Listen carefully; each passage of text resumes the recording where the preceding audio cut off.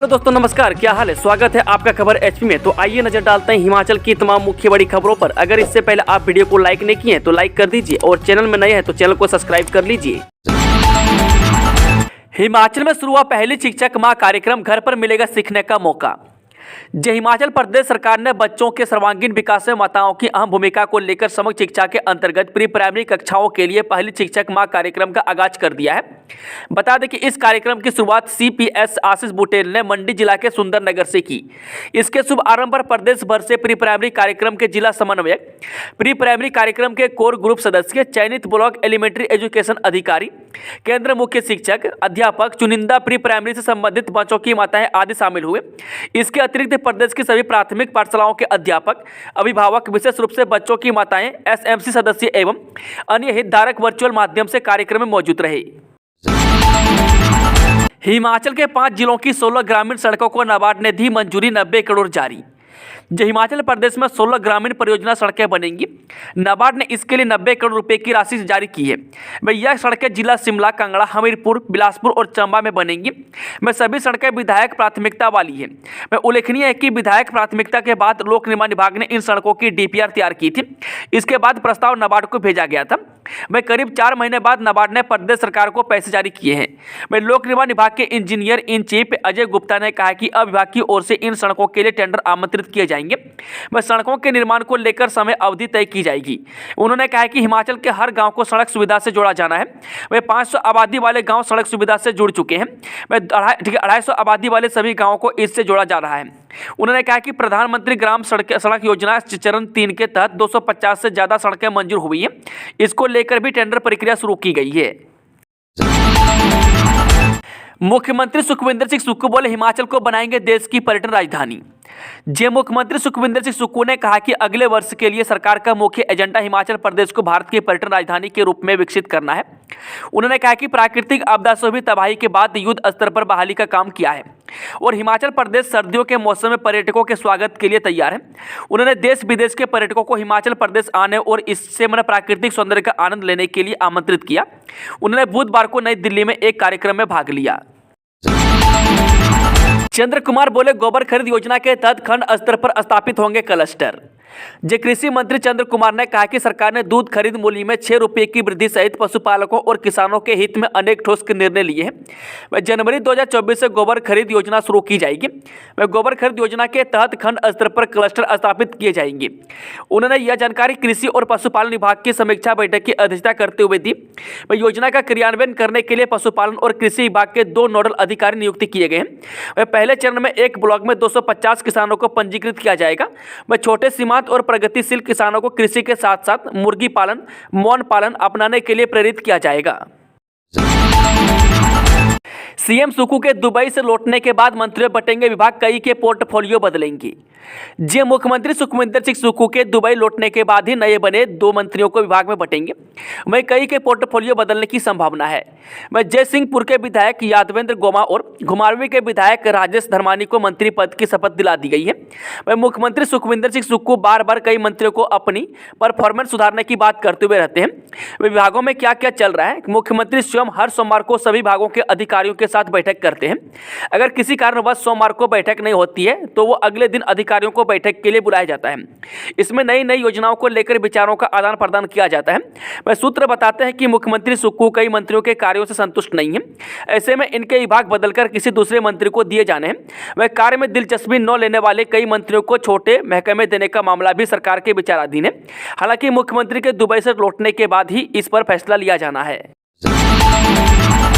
छात्रवृत्ति में रुकेगी धांधली, अब बायोमेट्रिक प्रमाणिकता जरूरी, सरकार ने जारी किए निर्देश। सूबे में अब स्कॉलरशिप योजनाओं में किसी प्रकार की धांधली नहीं हो पाएगी।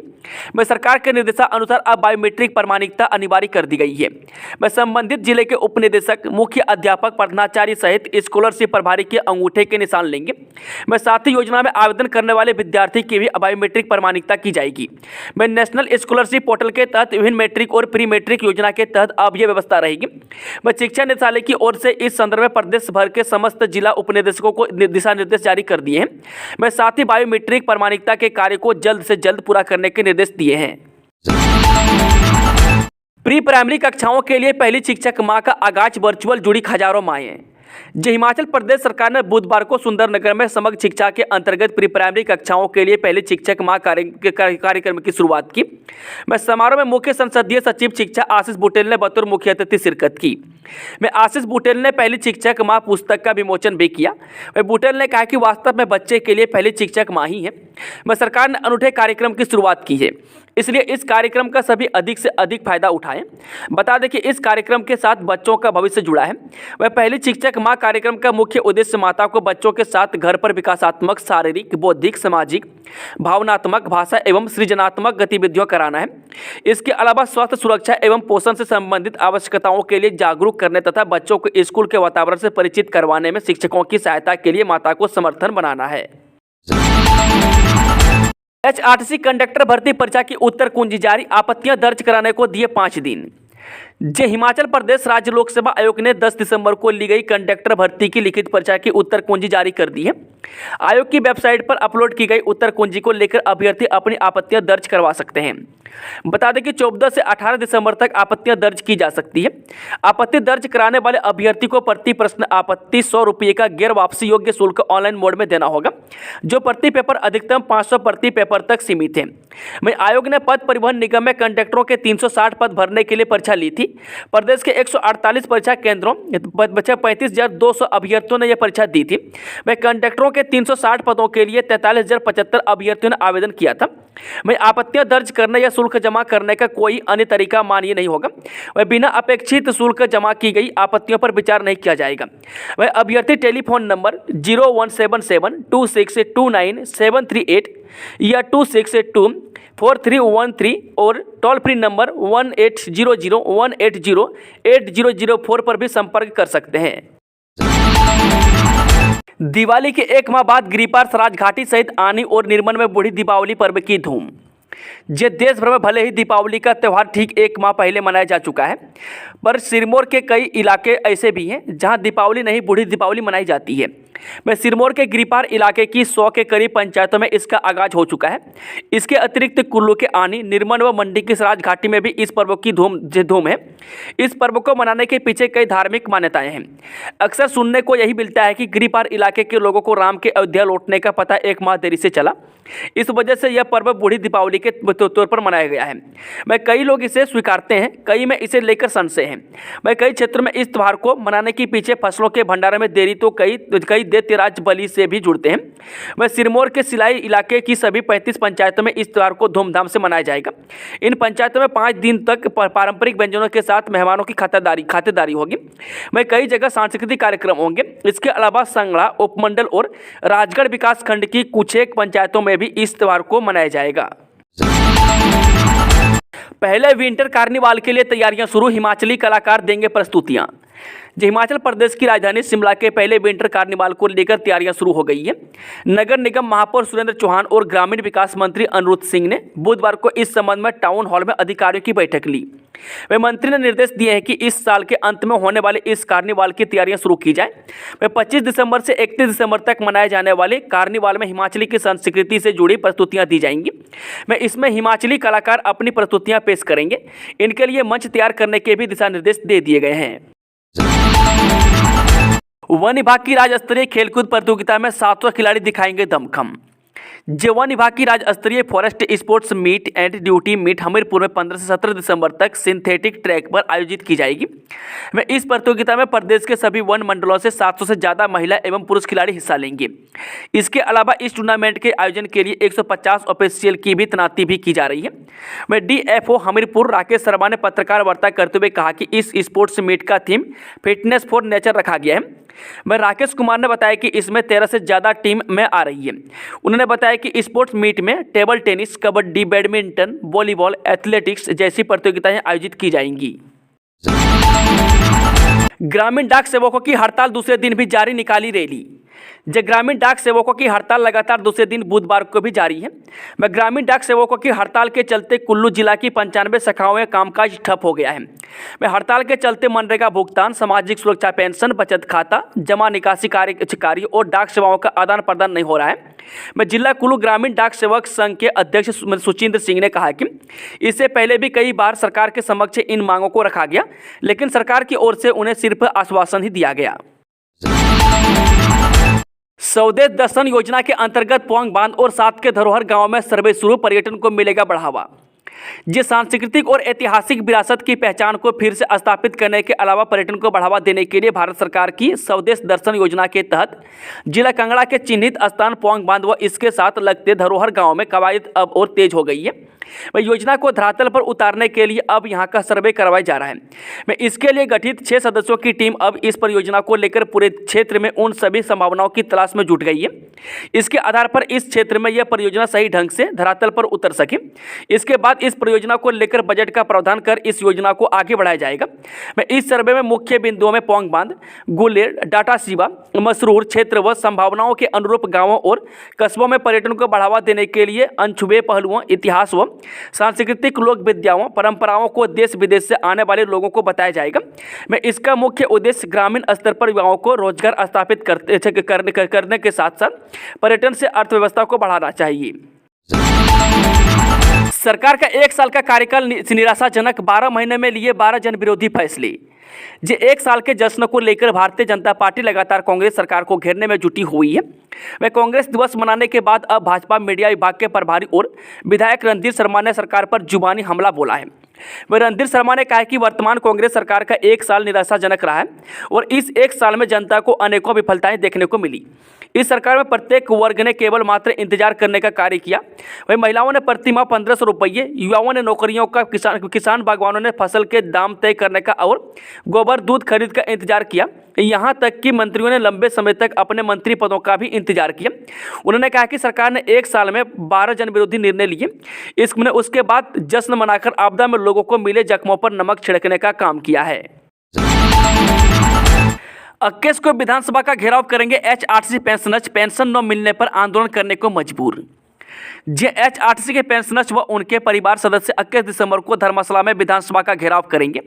एचआरटीसी के पेंशनर्स मांगों को लेकर आराम करने की उम्र में बुजुर्ग एचआरटीसी के पेंशनर्स आंदोलन करने के लिए मजबूर हैं। बार बार आंदोलन को लेकर नोटिस देने के बाद भी प्रदेश सरकार व निगम प्रबंधन ने बैठक के लिए न बुलाने पर अब पथ परिवहन पेंशनर्स कल्याण संगठन के पेंशनरों ने 21 दिसंबर को विधानसभा सत्र के दौरान आंदोलन करने का फैसला लिया है। आयोग से लंबित वरिष्ठ सहायक उमा आजाद ने ही किए पेपर लीक, विजिलेंस की पूछताछ में पूर्व सचिव जितेंद्र ने खोले राज। भंग कर्मचारी चयन आयोग की गोपनीय शाखा से हुए पेपर लीक मामले में उमा आजाद ही आरोपित निकली। मैं आयोग के पूर्व सचिव जितेंद्र कंवर से विजिलेंस की कड़ी पूछताछ में एक छिपे रहस्य सामने आने लगा है। वह विजिलेंस के दर्ज 13 मामले की सुई अभी 23 लोगों के आरोपियों के इर्द गिर्द ही घूम रही है और विजिलेंस चार्जशीट को पुख्ता सबूतों के साथ जोड़ने की पूरी तरह जुट गई है। डॉक्टर राजेश बोले, सुख सरकार की धर्मशाला रैली रही ऐतिहासिक। हिमाचल कांग्रेस के कोषाध्यक्ष डॉक्टर राजेश शर्मा ने धर्मशाला में आयोजित सरकार के 1 साल के कार्यक्रम में जुटी भीड़ को ऐतिहासिक बताया है। उन्होंने कहा कि इतनी बड़ी भीड़ आज तक किसी सीएम के कार्यक्रम में नहीं जुटी। इस बात से यह अंदाजा लगाया जा सकता है कि सीएम सुखविंदर सिंह सुक्खू की लोकप्रियता का ग्राफ कितना तेजी से बढ़ रहा है। वहीं डॉक्टर राजेश ने कहा कि सीएम ने कांगड़ा को एक और मंत्री देकर जिला के विकास को गति देने का कार्य किया है। उन्होंने कहा कि प्रदेश सरकार का 1 साल बेमिसाल रहा और आने वाले समय में प्रदेश को आत्मनिर्भर बनाने के लिए सीएम सुक्खू का विजन नई दिशा देगा। बसंतपुर वृद्धाश्रम के सभी कमरों में लगेंगे AC cum blower. PWD minister Vikramaditya Singh ने कहा कि बसंतपुर वृद्धाश्रम के सभी कमरों में एसी कम ब्लोवर लगाए जाएंगे। ये बात उन्होंने आज तहसील सुन्नी के बसंतपुर स्थित वृद्धाश्रम का दौरा कर व्यवस्थाओं का जायजा लेने के दौरान कही। इस अवसर पर उन्होंने आवासीय वृद्धजनों को शॉल वितरित किए एवं प्रति भोज के लिए राशन भी उपलब्ध करवाया। वहीं विक्रमादित्य सिंह ने संस्थान में वृद्धों को प्रदान की जा रही सुविधाओं का भी जायजा लिया। उन्होंने अधिकारियों को यहाँ रहने वाले को बेहतरीन सुविधा उपलब्ध करने के निर्देश दिए। अतिक्रमण पर चली जेसीबी, प्रशासन सख्त, शेड और रेलिंग को भी हटाया। जिला सोलन में प्रशासन अतिक्रमणकारियों के खिलाफ सख्त हो गया है। बुधवार को प्रशासन की टीमों ने अतिक्रमण पर जेसीबी चलाई। वह सोलन को अतिक्रमण मुक्त बनाने के लिए जिला प्रशासन सोलन लगातार कार्रवाई कर रहा है। वह पिछले सप्ताह से प्रशासन की टीम भी नाप नपाई के माध्यम से अतिक्रमणकारियों को चेतावनी दे रहा है। बता दें कि सड़क किनारे अतिक्रमण करने वाले दुकानदारों का जहां सामान हटाया गया है, वहीं दूसरी तरफ सड़क किनारे पार्क किए गए 2 पहिया वाहन के चालान भी किए गए। वह इस दौरान शेड और रेलिंग को भी हटाया गया। वह बुधवार को यह मुहिम एसडीएम सोलन कविता ठाकुर की अध्यक्षता में शहर के मोड रोड सोलन पर चलाई गई। 8 से 12 मार्च तक होगा बैजनाथ का राज्य स्तरीय शिवरात्रि महोत्सव। राज्य स्तरीय शिवरात्रि 2024 के भव्य और सफल आयोजन को लेकर बैठक का आयोजन किया गया। सीपीएस किशोरी लाल बैठक में उपस्थित रही। किशोरी लाल ने कहा कि बैजनाथ शिवरात्रि उत्सव के आयोजन का धार्मिक तथा पौराणिक महत्व और यह लोक की आस्था से जुड़ा हुआ पर्व है। उन्होंने कहा कि उत्सव का आयोजन लोगों के सहयोग और भागीदारी से ही होता है। उन्होंने कहा कि शिवरात्रि बैजनाथ के लोगों का उत्सव है। इसके आयोजन में सभी को शामिल कर उत्सव की शोभा को और बढ़ाया जाएगा। उन्होंने बताया कि शिवरात्रि महोत्सव का आयोजन 8 मार्च से 12 मार्च 2024 तक पूर्व वर्षों की तरह हर्षोल्लास एवं धूमधाम से किया जाएगा। स्टेट लेवल मेस्ट्रो गेम्स प्रतियोगिता में सोलन की महिलाओं ने झटका गोल्ड। मेस्ट्रो गेम्स एसोसिएशन द्वारा पांवटा साहिब ने आयोजित स्टेट लेवल प्रतियोगिता में हॉकी क्लब सोलन की महिला ने बेहतरीन प्रदर्शन किया है। वह मेस्ट्रो गेम्स में सोलन हॉकी क्लब की महिलाओं ने गोल्ड मेडल हासिल किया है। हॉकी के साथ साथ महिलाओं ने एथलेटिक्स, कबड्डी और अन्य प्रतियोगिताओं में भी हिस्सा लिया, जिससे महिलाएं कुल 42 मेडल जीतकर लाई है। बता दें कि हॉकी क्लब सोलन की वाइस प्रेसिडेंट शीला कौशल ने बुधवार को पत्रकार वार्ता के दौरान जानकारी देते हुए बताया कि पांवटा साहिब में आयोजित स्टेट लेवल मेस्ट्रो गेम्स में उन्होंने भाग लिया था, जिसमें सोलन से कुल 25 महिलाएं शामिल थीं। वह प्रदेश भर के 9 जिलों की टीमें इस प्रतियोगिता में हिस्सा लेने के लिए आई थी। अब वे लोग देहरादून में नेशनल प्रतियोगिता में भाग लेने के लिए जाने वाले हैं, जो कि फरवरी माह में आयोजित की जाएगी। इसके साथ ही उन्होंने कहा कि इसको लेकर वह पूरी तैयारी करेंगी और इससे ज्यादा मेडल लाने का प्रयास किया जाएगा। विधानसभा सत्र के दौरान जोरावर स्टेडियम से 20 परिसर तक निःशुल्क बस सेवा। हिमाचल विधानसभा के 19 से 23 तक तपोवन में चलने वाले शीतकालीन सत्र के दौरान एचआरटीसी जोरावर स्टेडियम से विधानसभा परिसर तक बुजुर्गों व महिलाओं को निःशुल्क बस सेवा मुहैया करवाएगा। वह शीतकालीन सत्र के दौरान एचआरटीसी प्रबंधन की ओर से विशेष तौर पर बसों की व्यवस्था रहेगी। बता दें कि एचआरटीसी के डीएम पंकज चड्डा ने बताया कि सत्र के दौरान जितने भी लोग तपोवन परिसर पहुंचते हैं उन्हें बस सुविधा उपलब्ध करवाई जाने की तैयारी की गई है, क्योंकि विधानसभा सत्र के दौरान जो लोग तपोवन आना चाहते हैं उनको केवल जोरावर स्टेडियम तक ही वहां लाने की अनुमति होती है। वहां से विधानसभा परिसर काफी दूर है। ऐसे में तपोवन परिसर तक लोगों को पहुंचाना एचआरटीसी प्रबंधन की जिम्मेदारी है, जिसके लिए विशेष तौर पर इलेक्ट्रिक बसों की व्यवस्था की जा रही है। हिमाचल को केंद्र से मिली आपदा राहत के रूप में 663 करोड़ की वित्तीय मदद। हिमाचल प्रदेश को केंद्र से मिलने वाली आपदा राहत राशि का इंतजार आखिरकार खत्म हो गया है। 4 महीने पहले आपदा से हिमाचल को भारी नुकसान का सामना करना पड़ा था। हिमाचल प्रदेश में आपदा को लेकर पक्ष विपक्ष में कई आरोपों और बयानबाजी के बाद आखिरकार केंद्र ने हिमाचल को आपदा राहत राशि दे ही दी। केंद्र ने हिमाचल प्रदेश के लिए आपदा राहत के रूप में 633 करोड़ 73 लाख रुपये मंजूर किए हैं। गृह मंत्रालय द्वारा हिमाचल प्रदेश को वित्तीय सहायता की मंजूरी दी गई है। इस बारे में गृह मंत्रालय ने ट्वीट कर जानकारी दी है। सुरक्षा जवान और सुपरवाइजर भर्ती के लिए आम बंगाना में इस दिन interview. SIS India limited regional training अकादमिक बिलासपुर यानी कि झबोला द्वारा सुरक्षा जवान और सुपरवाइजर के विभिन्न पद भरे जाएंगे। यह जानकारी देते हुए भर्ती अधिकारी रणबीर सिंह ने बताया कि बेरोजगार युवाओं को रोजगार उपलब्ध करने के लिए 15 दिसंबर को ब्लॉक समिति कार्यालय अम और 16 दिसंबर को ब्लॉक समिति कार्यालय बंगाना में इंटरव्यू कैंप आयोजित किए जाएंगे। वह रणबीर सिंह ने बताया कि SIS इंडिया लिमिटेड भारत की बहुराष्ट्रीय कंपनी है। वह सुरक्षा प्रदान करने का कार्य पूरे भारत व विदेश में कर रही है। सरकारी व्यवस्था सुविधाओं के पदों को भरने में देरी पर हाईकोर्ट सख्त। हिमाचल प्रदेश हाईकोर्ट ने सरकारी व्यवस्था सुविधाओं से जुड़े पदों को भरने में देरी पर कड़ा संज्ञान लिया है। मुख्य न्यायाधीश MS रामचंद्र राव और न्यायाधीश जतोसना रिवाल दुआ की खंडपीठ ने स्वास्थ्य सचिव से इन पदों को भरने में अपनी टाल मटोल रणनीति को स्पष्ट करने के आदेश दिए। जनहित याचिका की सुनवाई के दौरान कोर्ट को सरकार की ओर से बताया गया था कि रोहड़ू हॉस्पिटल में 33 स्टाफ नर्सों के पदों में से 13 पद लोकसेवा आयोग द्वारा तैयार किए गए वेटिंग पैनल से भरे जाने हैं, जबकि 20 पद बैच वाइज भरे जाने हैं। कोर्ट ने आश्चर्य प्रकट किया है। जो बात सरकार की ओर से अभी बताई जा रही है वही बात 2 महीने पहले भी कोर्ट को बताई गई थी। स्वास्थ्य विभाग का कहना था कि यह पद मार्च 2024 तक भर लिए जाएंगे। इस पर कोर्ट ने सरकार की टालमटोल रणनीति पर टिप्पणी करते हुए कहा कि क्या सरकार यह जताना चाहती है कि मार्च 2024 तक संबंधित क्षेत्र में कोई बीमार नहीं पड़ेगा, या जो बीमार है उनकी बीमारी मार्च 2024 तक टल जाएगी। पंडित धीरेन्द्र शास्त्री को जान से मारने की धमकी, लॉरेंस बिश्नोई गैंग के नाम से भेजा ईमेल, मांगे 10 लाख रुपये, बिहार से आरोपी गिरफ्तार। बागेश्वर धाम के पीठाधीश्वर पंडित धीरेन्द्र शास्त्री को जान से मारने की धमकी मिली है। लॉरेंस बिश्नोई गैंग के नाम से उन्हें ईमेल आया। वहीं आरोपी ने इसमें 10 लाख रुपए की मांग की थी। वहीं छतरपुर जिले की बमीठा पुलिस ने आरोपी को बिहार के पटना से गिरफ्तार कर लिया है। खुदकुशी को मजबूर करने वाले आरोपियों की जमानत याचिका खारिज। हिमाचल प्रदेश हाईकोर्ट ने आत्महत्या करने को मजबूर कर देने वाले 2 आरोपियों की अग्रिम जमानत याचिका खारिज कर दी है। न्यायाधीश राकेश कैंथला ने आत्महत्या को मजबूर कर देने वाले कृत्य को जघन्य अपराध बताते हुए कहा कि प्रार्थियों के कारण एक बहुमूल्य जिंदगी की हानि हुई। मामले के अनुसार 12 सितंबर को बद्दी में एक व्यक्ति ने फंदा लगाकर आत्महत्या कर ली थी। वह पुलिस को सूचित करने पर मामले की जांच की गई। मृतक से एक सुसाइड नोट मिला जिसमें दोनों प्रार्थियों की मृत्यु का दोषी ठहराया गया था।